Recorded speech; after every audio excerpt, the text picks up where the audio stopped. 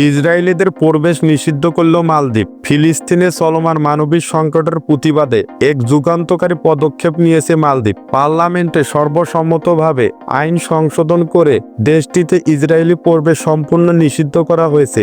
দীর্ঘ 1 বছর আগে প্রস্তাবটি প্রথম উপস্থাপন করেন এমডিপির এমপি মিকাইল আহমেদ নাসিম।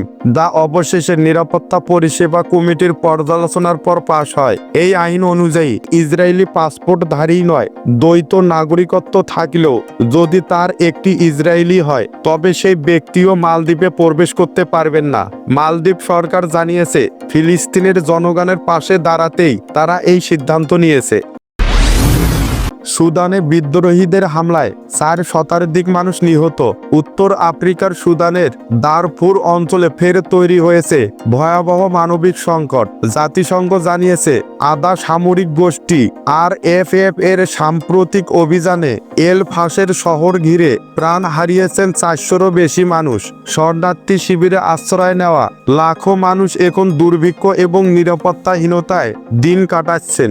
জাতিসংঘের তথ্যমতে শনিবার পর্যন্ত 148টি মৃত্যুর তথ্য নিশ্চিত হলেও প্রকৃত সংখ্যা আরও বেশি হতে পারে। এই সহিংসতা ঘটেছে সেই সময় যখন সুদানে সেনাবাহিনী এবং RSF এর মধ্যে দীর্ঘদিন ধরে চলে আসা সংঘর্ষ 3য় বছরে পা দিচ্ছে। বিরল খনিজ সম্পদ রপ্তানি বন্ধের ঘোষণা চীনের। বড় ধাক্কায় যুক্তরাষ্ট্র। বিশ্ববাজারে উত্তেজনার নতুন মাত্রা। চলমান বাণিজ্য দণ্ডের মাঝেই এবার চুম্বক এবং বিরল খনিজ পদার্থ রপ্তানি বন্ধের ঘোষণা দিল চীন। যুক্তরাষ্ট্রের জন্য এটি এক বড় ধাক্কা, কারণ বৈদ্যুতিক গাড়ি থেকে শুরু করে ড্রোন, সেমিকন্ডাক্টর এবং সামরিক প্রযুক্তি সবখানে এই উপাদানগুলোর উপর নির্ভরতা প্রচণ্ড। শি জিনপিং প্রশাসন ইতিমধ্যে চীনা বন্দরে চুম্বকের চালান পাঠানো বন্ধ করে দিয়েছে এবং রপ্তানি সীমিত করতে নতুন লাইসেন্স নীতিও চালু করেছে, যদিও এখনো সেই লাইসেন্স প্রক্রিয়া শুরু হয়নি। বিশ্বাস ভঙ্গের মামলায় জাকারবার্গের বিচার শুরু।